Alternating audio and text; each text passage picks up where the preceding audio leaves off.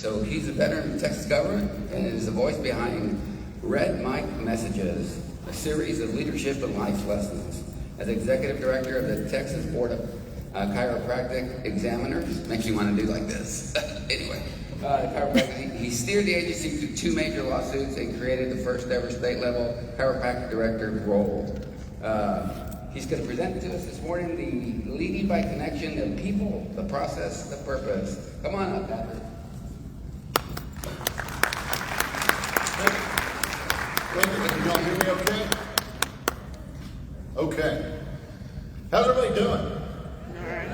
Good morning. I'm glad to be here. I am going to have notes. I'll explain why in a little bit.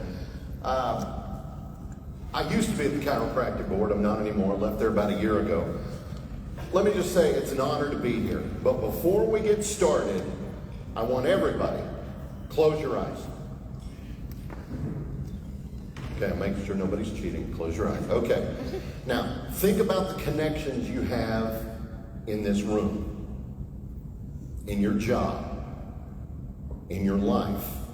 And now think about how you interact with each of those groups of folks and ask yourself these questions. Am I acting with intention for all the connections in my life? Are these connections an active part of what I do, think, feel, or are some of them just background characters in a bigger story? Open your eyes. I hope by the end of this talk, you'll be on your way to having better answers and maybe a plan for those questions. Make sure I do this. Where do I click?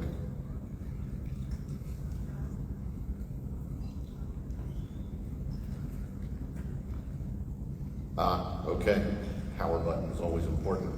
Okay. Anyway, I hope by the end of this talk you'll have some of those answers or maybe a plan on how to get to those answers to those questions. As our fine MC said, my name is Patrick Fortner. Some of you know me from Red Mic Messages. These are daily live streams I do every morning at 6:30 before I go to my real job. Did one this morning, in fact, a little short one, but live streaming right now. I start every one of them with the same intro. Red Mic Messages are leadership and life lessons I've picked up for 25 years as a public servant, 16 years as a youth football coach and scouting volunteer, and 10 years as a mediocre athlete with far more heart than actual physical ability. It's true. It's not just self-deprecating. I played at one of the largest, well, back then, the largest classification in Texas football was 5A. I played at a 5A school. My playing weight, I was 5'10", 176 pounds. I had no business playing 5A football, nor did I have any business playing lineman, but I did. And don't let anybody fool you, linemen are the real stars of the team. Throughout my career, well, before I get into that, a little bit more about me. I am a pop culture geek, and that goes from everything from sci-fi to TV to sports. You name it, there's probably, and I'm going to be making a lot of those references today. And as a nod to the sci-fi and the pop culture and all of that, I'm going to make a reference to the dog Doug from the movie Up, the cartoon Up. How many of you saw it? Okay.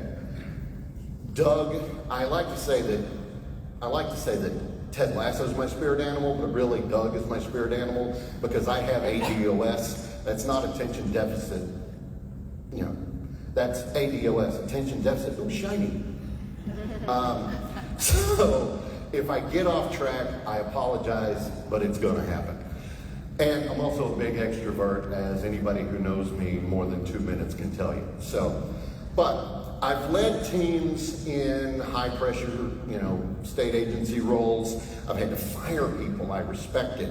I've sat across the table from auditors and investigators and legislators and, well, kids who forgot their cleats. But in every one of those, the same 3 things always mattered. And that's people, process, and purpose. Today, we're going to talk a little bit about what it means to lead by connection, not by command. We're going to talk about how to build trust, bridge gaps, and to really drive results through that Ted Lasso framework, servant leadership.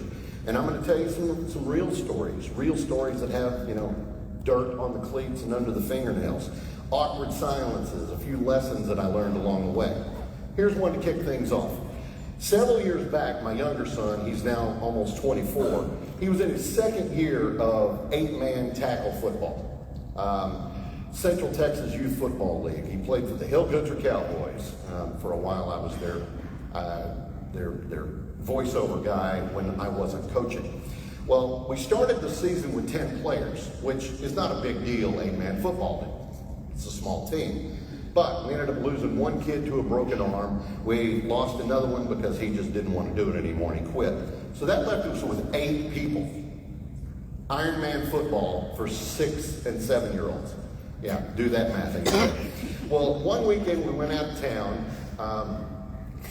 Bastrop, Texas, basically playing in the riverbed, and their clock was broken.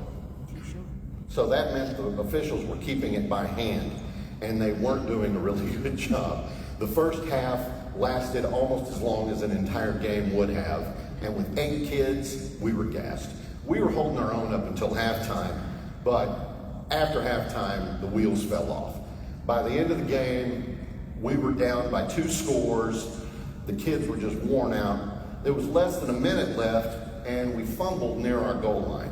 Now, this isn't college. This isn't OU running the score up, but this team decided to do it. So they call a timeout. Less than a minute left in the game. They're winning by 2 scores. They call a timeout, and then they punch it in for another score. How many of you have kids that played sports? And if that happened to you, raise your hand. How many of you had kids that played sports? Now, if that happened to your kid and you weren't the coach, how mad would you have been? Well, I was both, and I was livid. I was furious. Now, of course, I was shaking the kids' hands. Good game, good game, good game, because it was. They played well. They beat us fair and square. But got to their coaches. I looked their head coach dead in the eye. He held out his hand, and I turned around and walked off. He knew that he had ripped his britches. I was not putting up with it. Now, in this league, at the end of the season, everybody got a postseason game, right? They called it a bowl game. Just so happened, we, with no wins, were playing that team with 1 win. But we were playing at our stadium with a real scoreboard and a real clock, and things were different, and our kids, they were fired up. They were ready to go. Almost to the end of the game, we're up by 1 score. We've got the ball. Part of me wanted to try to run the score up. But realistically, we had 8 players, So we just needed to burn clock. I couldn't call a timeout. I couldn't take a knee because, I didn't want to give them an opportunity. I wanted to do ball control. So I called a slow developing play. It's called a naked bootleg. How many of you know what a naked bootleg is? Anybody? Okay. All right. Naked bootleg. 1 person. Yay. Basically what a naked bootleg is the quarterback takes a snap, he fakes it, and then he runs around the other way. Same thing Peyton Manning did to the Dallas Cowboys in his last season when he was playing for the Broncos. Love Peyton, but boo his. And they've been stopping it all day. Well, my quarterback, a really scrappy kid, his older brother ended up playing pro baseball for a couple of years. Well, this kid shook off 2 tackles and he took it to the house.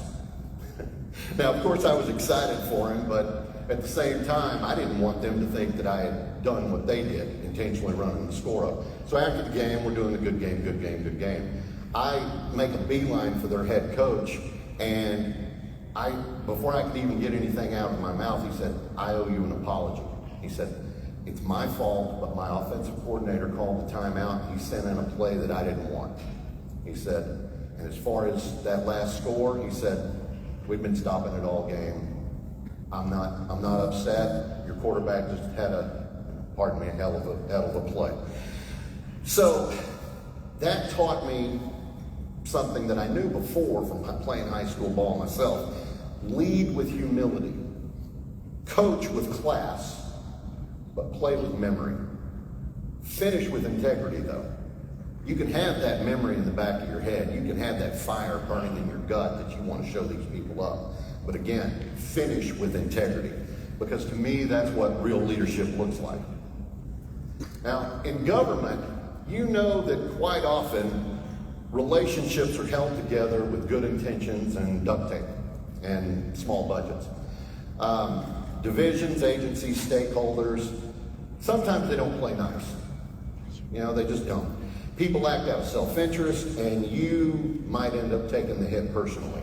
You lose ground, you lose credit, or you catch heat for something that's not your fault. Then maybe the script flips a little bit and they need you. They need you to help push a policy or fix a problem or make something happen. In that moment, you can make a choice. You can respond with your ego and make them pay for it in that moment, or you can respond with purpose. One of those feels great for a minute. It really does. You know, we're human. You know, getting the better of somebody, yeah, it's going to feel great for that moment. But the other road, that's the one that's going to build your reputation for your entire career. Those are the kind of moments you've got to take that higher road. Sort of like in Star Trek: The Next Generation. Any other sci-fi Star Trek geeks in here? All right, good. You remember the episode where Captain Jellicoe temporarily took over the Enterprise and Captain Picard got held captive? Anybody? Okay, good. She knows. Well, Riker was the first in command, and he and Jellicoe were butting heads the entire time. Jellicoe didn't lead the way Picard did, and it got under Riker's skin. He thought, you don't respect me, you don't respect the way that we do things here. And Jellicoe's attitude was, I'm here to get things done. I don't have to worry about cracking eggs because I'm making an omelet, and we'll worry about those eggshells later. So he basically told Riker, all right, you got to take a seat. You know, you're relieved of command. But got to a point where they had a special flying thing that they needed to do. They needed the best pilot on the ship, and that was Riker. Jellicoe had to swallow his pride. He had to go to Commander Riker and say, I need you to do this. Will you do it? And he said, you've got to ask me. And he did.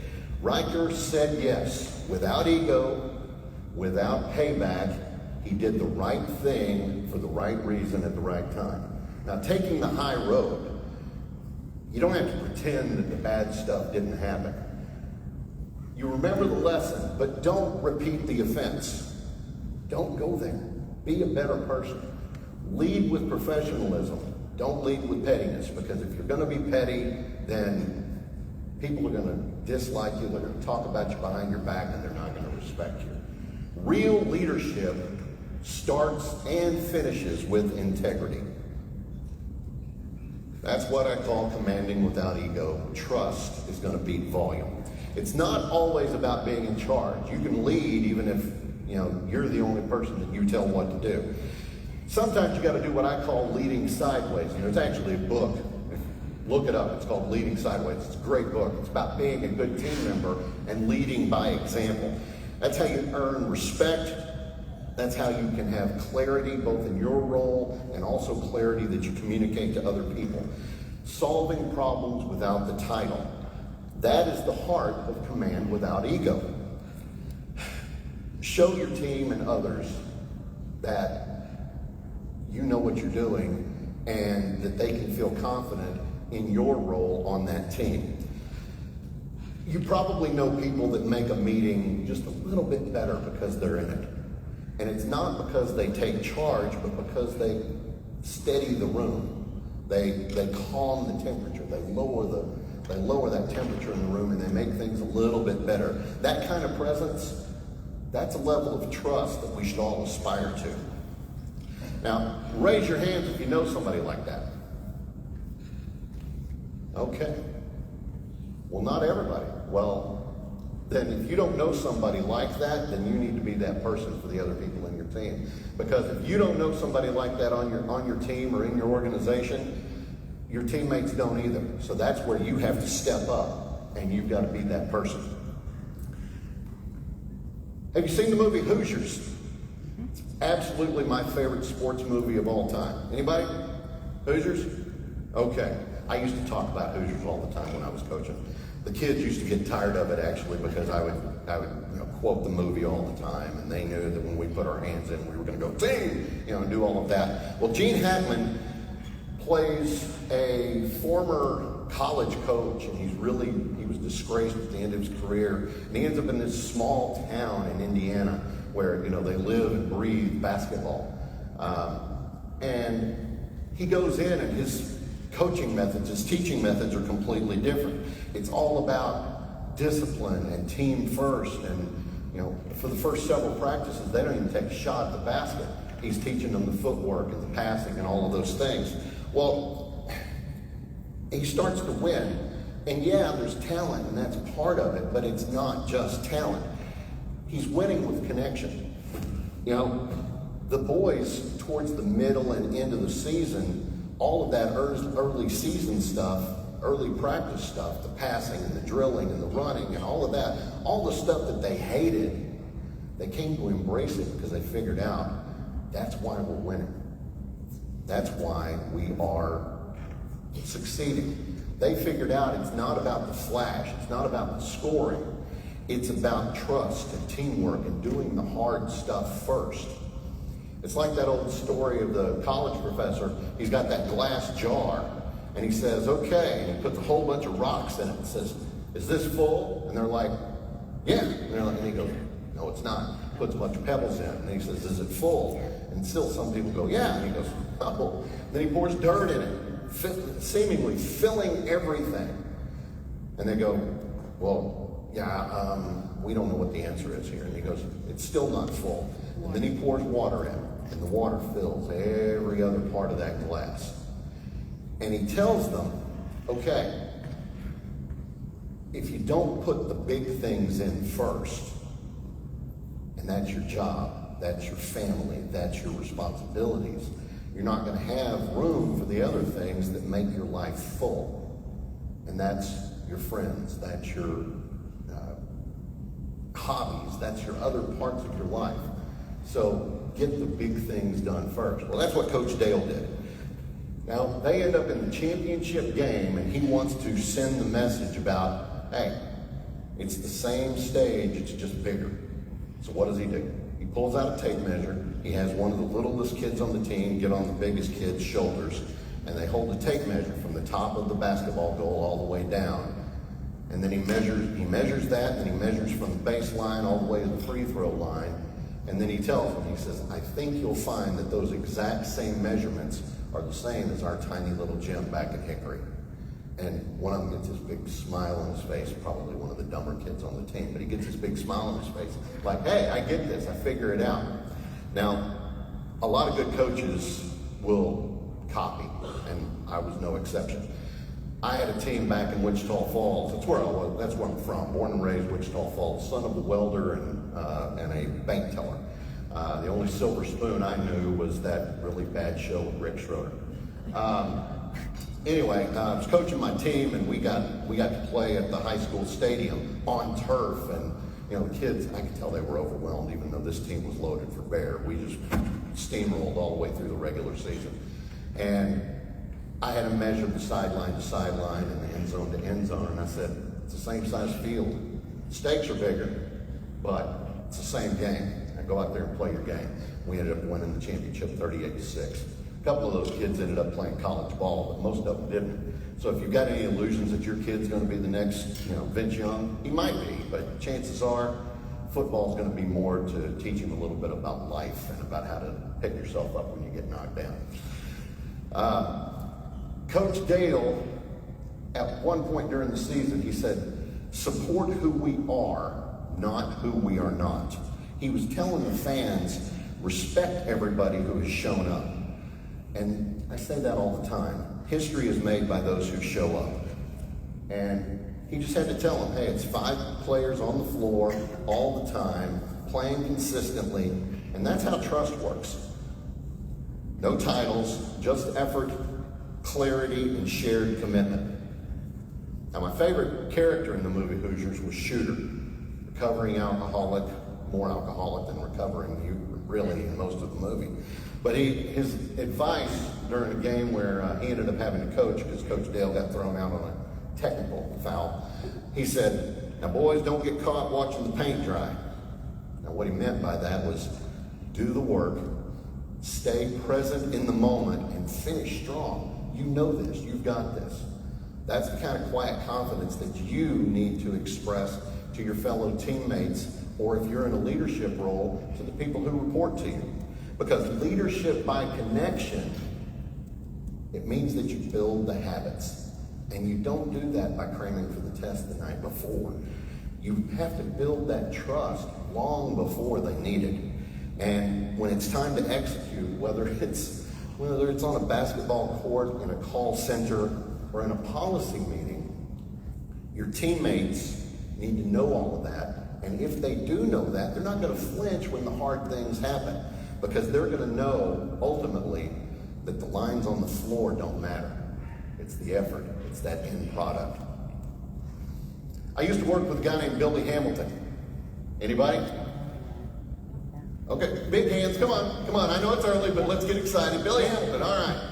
Billy Hamilton was basically the finance guru and Yoda in state government and at the comptroller's office.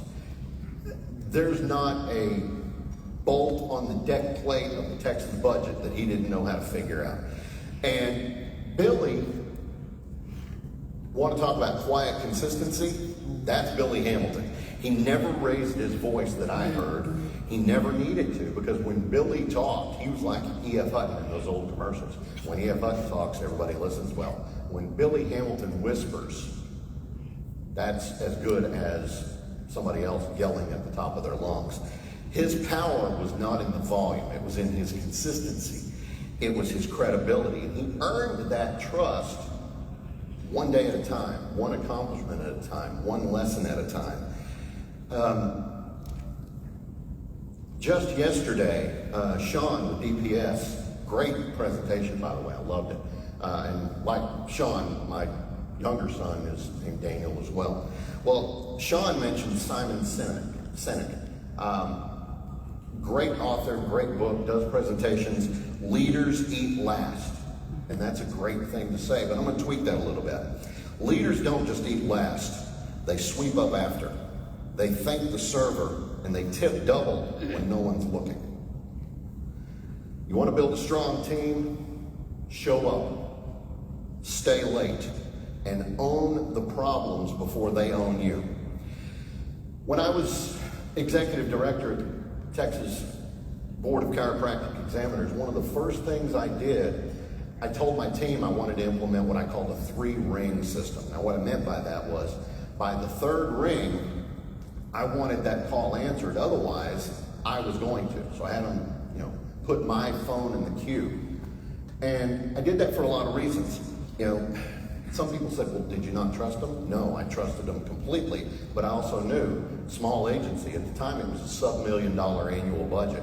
And we had a lot of, not a lot of people, but they were all working very hard. I did trust them, but I also knew that things were going to happen, and that 3-ring policy might not be able to happen. So what do? You step up, do the job. So I had them put my number in the queue, and then I figured, okay, if I hear the ring, I'm going to pick up because they're busy. And I knew that they weren't, gold brick, and I knew that they were doing their jobs. And by the way, best staff I've ever worked with. I miss them very much every day. I didn't assume that anybody was slacking. I needed them to know that I was going to lead by example. So I stepped up. I answered a lot of calls. And it came in handy, too, because I was new, and I knew where to look up all the information, and the caller didn't have to know that I was looking it up. So sometimes I was on the internet, on our website, on the rules page and stuff like that. And then I would give them the answers. Now, here's the payoff I saw. I overheard my operations director one day telling somebody on her staff, we have to be better about answering the phones so Patrick doesn't have to. And I was both blown away and really kind of humbled by that, because I didn't tell anybody on staff that answering the phone was a menial job. I don't consider anything beneath me. So I talked to her about it later that day, and I said, hey, I overheard you say that, and I want you to know that that 3-ring policy is not supposed to put any pressure on you. I don't want that to be what you take from that. I'm just stepping up and doing what I need to. And she said, the staff believes in you, they believe in your goals, they believe in what you're doing. We don't want to let you down. Man, I gotta tell you, still chills to this day. Leadership to me is like you're running a ship, right? More often than not, if you're the boss, you're out here, right? But if things slow down, you might have to go below deck and grab an oar. You might have to grab a shovel and toss some coal into the fire. Mop the floor, take the call, bring your people a glass of water or a cold drink if they need it, if they're stressed, if they're working hard. And it's not performative. It's not because anybody's watching. It's because you are with them, you are not above them. Excuse me. By the way, red mic messages Tumblr. Available near you. One of my former jobs, I was the last person out the door at the Texas Residential Construction Commission. We were sunsetted. Last agency really to be sunsetted because, yeah, other agencies have missed their sunset, but they kept going, right? They got moved to another agency, or they got moved to the governor's office, or they got moved to TDLR or whatever. They shut us down. And Sunset was both kind and unkind about it. They said, hey, staff works hard, they're doing everything that they're supposed to, but we think what they're doing is stupid. And it wasn't that matter of fact. Bottom line is, we had a process here that we had to follow, but unfortunately there was underlying law that made what we do really not work all that well. Wasn't our fault. We did this great, but the underlying stuff was garbage. But they made me the acting executive director for the last year the agency was open. And if you've never shut down an agency, I really highly recommend that you don't put yourself in that position. The one thing I didn't want to be is I did not want to be Sam in the last episode of Cheers, saying to the guy, sorry, we're closed, and then turn around and turning all the lights off. Well, I was. And in that last year, I did everything I could to help everybody on my team find their next roles if they wanted one. I wrote a recommendation letter, a bunch of recommendation letters, but I helped one girl get into a master's program. I helped another guy with a recommendation letter, and he's now a cop out in Bastrop. Actually, I think he's a deputy in Bastrop. Anyway, but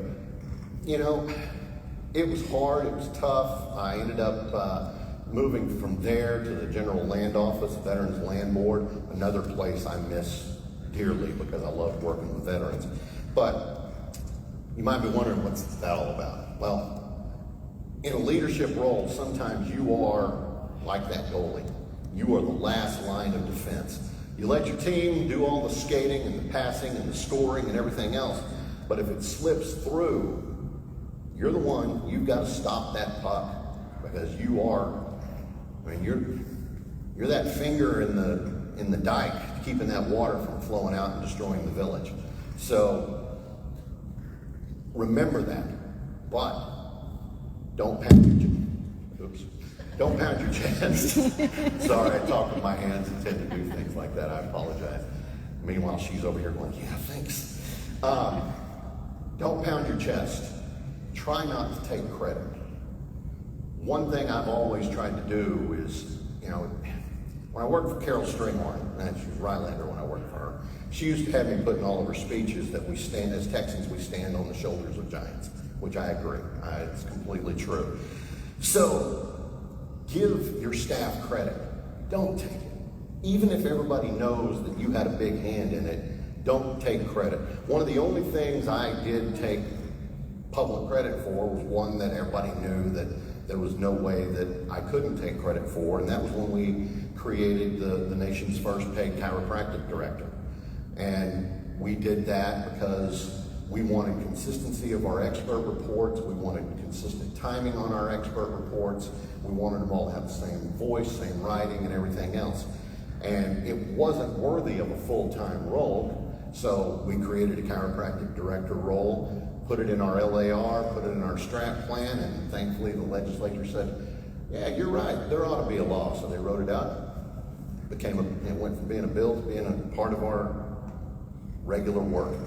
And other than that, anytime we did anything great, anytime we did anything bad, great stuff, I gave them the credit. The bad stuff, I took the blame. Titles don't protect you from the grind. They don't excuse you. They obligate you to the grind. And that's how you make things repeatable. That's how you earn respect. You're gonna get it one act of service at a time, and you always have to remember your people come first. Okay, now we're going to talk about the second P in my discussion today. How are we doing on time? I got about 20 minutes, right? Yeah. Okay, second P, process. Do the work that matters.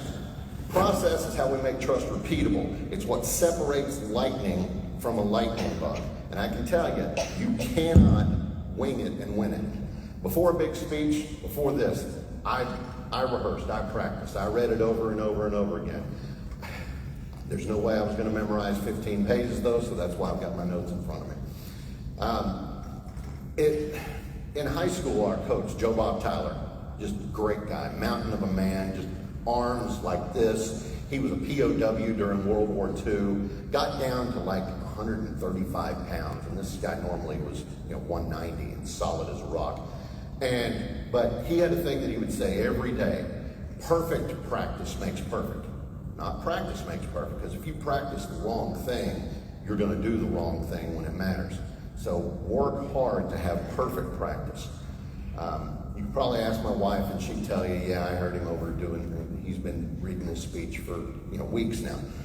Sort of like in both Rocky II and in Rocky III, a couple of Rocky moments. In Rocky II, until Adrian said, go win, he was sort of just going through the motions.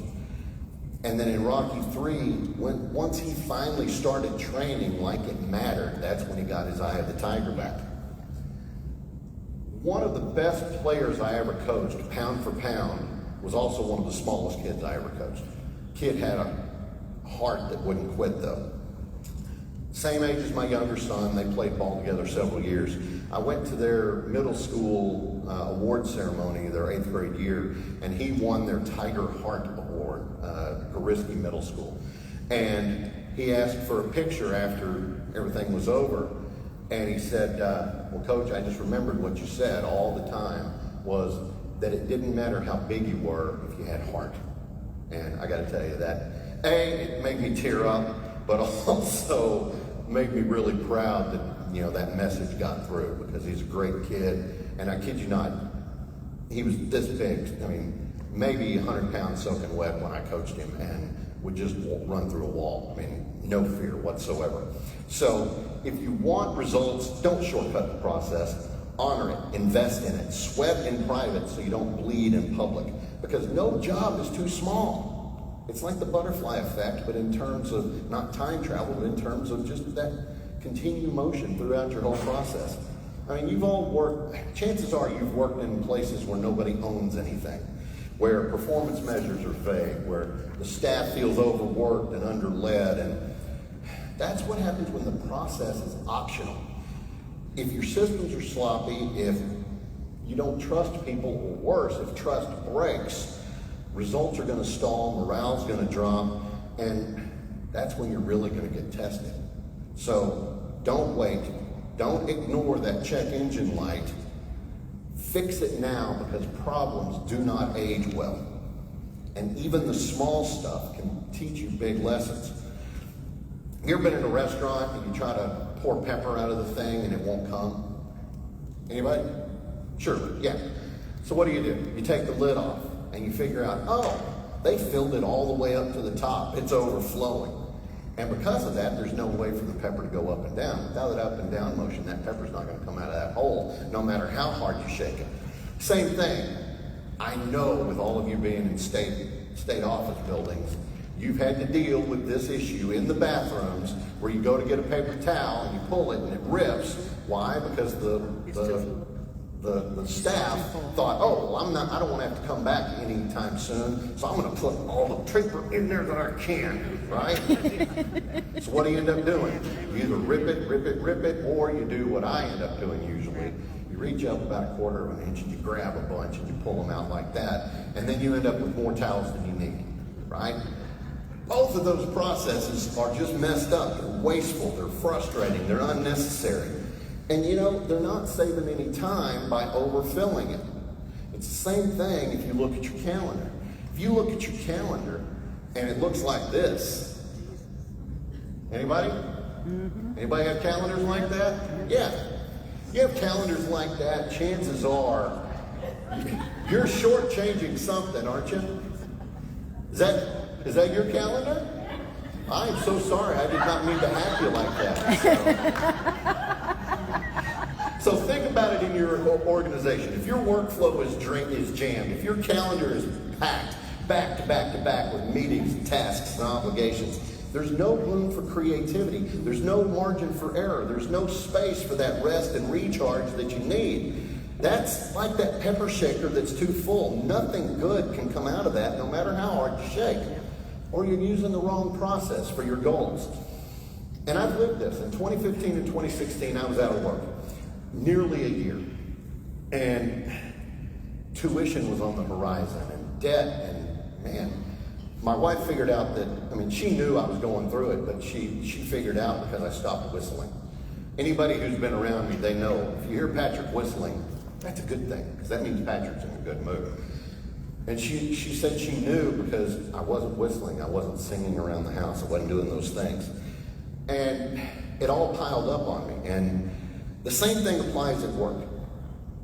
If you fill your team with nothing but stress and deadlines and busy work, you're going to squeeze out the room that they need to grow, lead, innovate. And if you fill your own life with resentment, envy, distraction, you're going to burn out way before you get to that finish line. So here's the question you need to ask yourself. What's in your pepper shaker? How much is in that pepper shaker? If it's too much, hand some of it off. Put it in another shaker. You got to have some room. Make room in the process for what matters. Leave margins for your life and use tools that fit, because process without ownership, that's just bureaucracy. And process with ownership, that's how things go from good to great. Here's another truth. Oh, I missed the slide. I'm sorry about that. Okay, process, it's just clutter. Okay, all right. If you want the job, I think my slides are out of order. I apologize. Oh well, they don't really follow the slides anyway. Okay, if you want the job, start acting like you have it. You want a promotion, don't wait for the title. Start leading by example. Start by building bridges, solving problems, mentoring other people.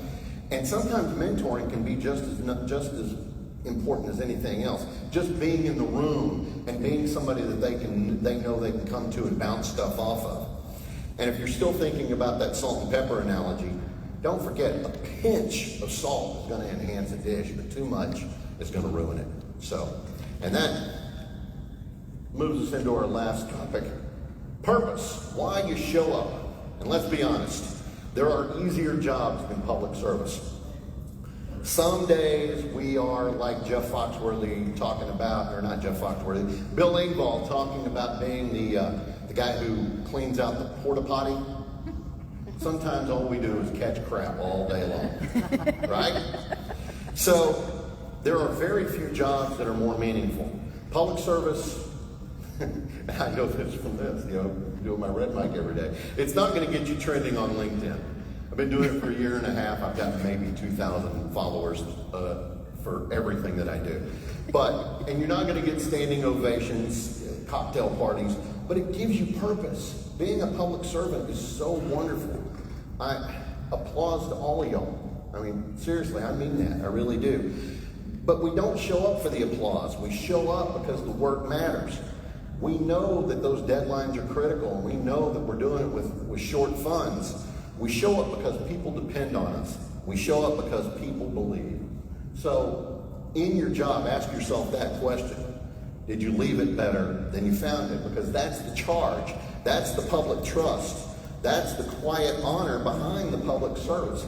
Leadership is not about clinging to power. It's like in the movie Good as It Gets.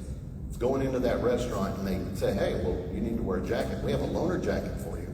That's what the power is. It's not your power. You're just using it right now. Because eventually you're not going to be in that same role. Someone else is going to have the job. Someone else's name is going to be on that nameplate on the door. Power is a loaner jacket. You're just wearing it for now. Steward that leadership while you can, though. For the people, for the process, and for those who come after you. That way, the next person who gets that jacket, you need them to be able to say, you know what, this jacket's in pretty good shape. It's not threadbare, it's clean, it works. Mission over me. But before, I want everybody to get up and stretch. Yes, I know we only got 10 minutes left, but everybody get up and stretch. Look underneath your chair. If you see this, if you see one of these white stickers with red writing on it, let me know. And if there's not one, look at the empty ones before you, next to you. Because whoever has that sticker under their chair, you're getting one of my red mic tumblers. No, it's a white sticker with red lettering on it. Hey, sir, look in the row behind you. Youth, look in the row behind you. Look on that chair right there. Is there a sticker there?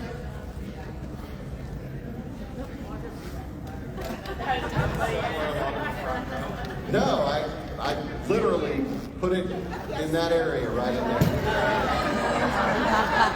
Did somebody find it? Who? You found? No, that's not it. It's a white sticker with red lettering. All right, we'll tell you what. Sit down then, because clearly my sticker has disappeared. I'm sorry about that. I'm going to give somebody one of these anyway. Tell you what, I'll add it to the door prizes. Yeah, that's right. We're going to add it to the door prizes. So, sorry about that. You made it get over work. That's a good exercise. I kid you not. During the casino event last night, I snuck in here and I put a sticker on one of those chairs. My wife was with me. She can. We did. Okay. All right. I have a green sticker. No. It is a white sticker with red lettering, Yeah, it's a big circle. and it's somewhere in this row. It's either this row or this row. One of those rows right there. It was dark in here. What can I say? Okay, back to public service. Okay, back to public service. Oh, that was so fun. Okay, everybody's got a ladder in front of them. Sometimes those ladders look a little bit different. Being the son of a welder and a bank teller, you know, sometimes the ladder I had might have had a missing rung, or it might have been a little rusty or something. So your job in public service really helps everybody, but it's just as important, if not more important, for the people on that second ladder. It matters when a kid gets licensed and they enter a profession because your agency cleared the backlog and kicked open that door. It matters when a consumer avoids getting scammed because your complaint process worked. It matters when someone files their documents correctly because you made the instructions clear. You may never meet these people in real life. They may never know your name. In fact, they probably won't know your name. But they're better off because you showed up. And that's what it's all about. Showing up, doing the work. Purpose has to be your compass. If your purpose is pointing north, you're not going to get lost. Ego's not going to carry you through the hard days. Only purpose will. And I always say this, and it comes across as harsh, and I don't really mean it that way, but nobody cares. Work harder. That's true. Nobody cares. Work harder. If things aren't working the way you want them to in your agency, nobody cares. Work harder. Get the job done. If something's in your way, move it. If something is inefficient, make it better. And again, I don't mean that to be harsh, but it's true. Life is hard. It just is. You know, make sure, Rodney Dangerfield, make sure you're looking out for number one, but don't step in number two, okay? So, get the job done. My younger son, last story about him, I promise. In T-ball, they didn't keep score during the regular season, but everybody knew what the score was. Every team got 5 runs or 3 outs. If you got 3 outs, the other team got to bat. If you got 5 runs, you got to go out in the field and they got to bat. Well, they didn't keep score, but the kids knew what the score was. And Daniel's team was really good. They just obliterated people. Well, end of the season, there's a postseason tournament, and then they keep score. Well, Daniel's team ended up losing by 1 run to a team that I think ended up winning the whole thing. After the game, I'm patting him on the back and I'm saying, Daniel, hey, you had a great season. You've got nothing to be upset about. You learned a lot. You know, all the stereotypical stuff you say. And he said, they kept score today, Dad. It mattered. Wow. You're 6. Where did that come from? You know, but this is the same kid that when we were trying to decide where he was going to play football, he decided he didn't want to play for the Pop Warner Dogs because that was flag, and he, quote, I want to hit people. So he ended up playing tackle for the Hill Country Cowboys. So I shouldn't be surprised that the other day on LinkedIn I saw that he quoted, this is a direct quote from him, work harder than those surrounding you and good things will come. Everything falls into the work harder category. Never be satisfied. So it's not that people don't matter. It's not that you don't matter, but our work does. It's not about being the hero. It's about being useful. And I will say, as far as my kid goes, yeah, he was wired differently, but seeing him say that, the work harder thing, my work is done.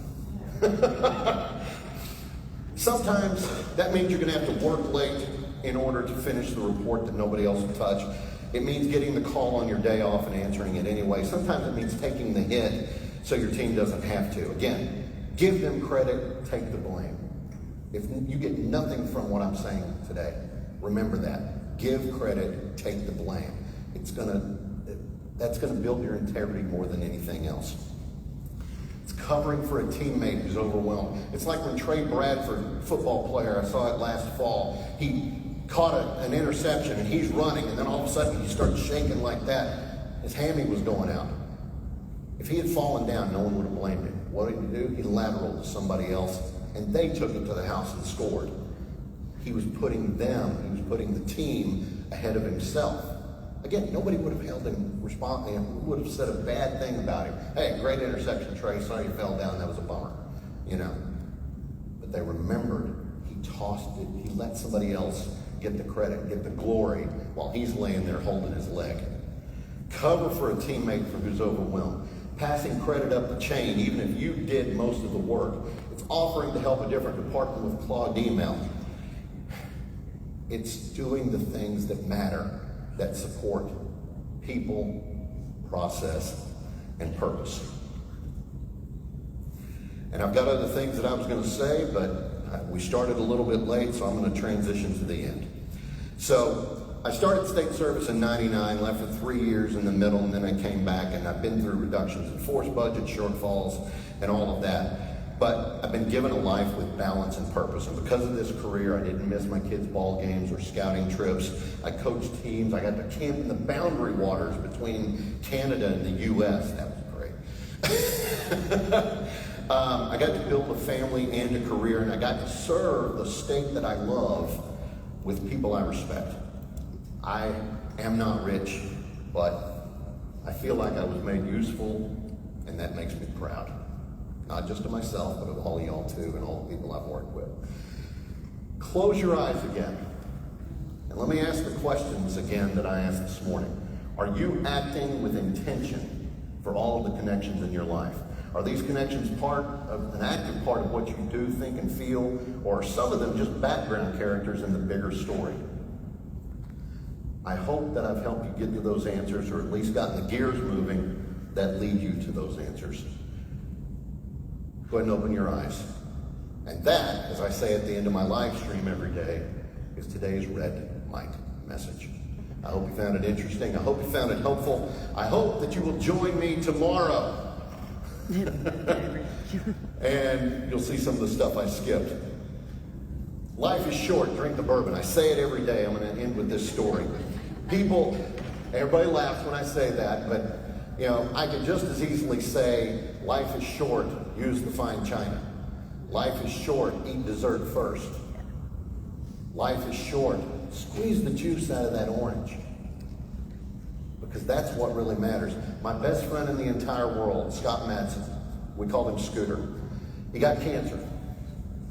Well, a few years before he got cancer, I got him what for me at the time, and this guy was hard to buy for. He was single. If he wanted something, he just bought it, right? So I always had to get really inventive on what I bought him. So one year I bought him a really nice bottle of bourbon for me. Yeah, I'm sorry. And he said, no, we're not going to crack it. We're not going to crack it. We're not going to crack it. And then cancer got him and he died. His sister gave me that bottle. First drink out of it, I gave to him at his gravesite. I did the Boys to Men pouring one out for him. So remember, life is short. Drink the bourbon. Thank you.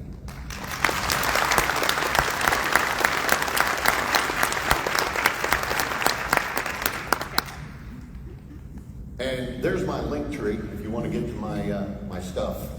Just scan that and it'll take you right there. Or Red Mike Messages, you can find it anywhere.